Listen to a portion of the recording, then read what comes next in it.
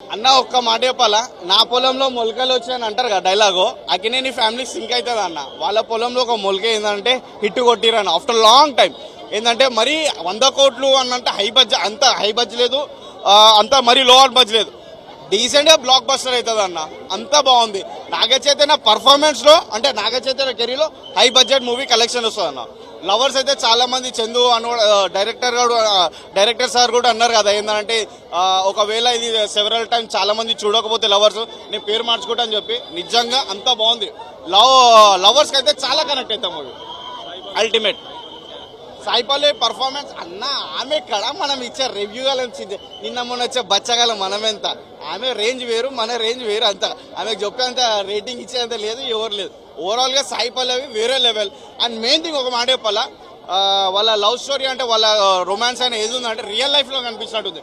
On screen romance కోసం ఒక performance ఇవ్వలేదు వాళ్ళు. ఎందుకో నిజంగా చూస్తే వాళ్ళ పర్ఫార్మెన్స్ అయితే నాకు ఎందుకో నిజంగా లవర్స్ అయినట్టు అనిపించింది.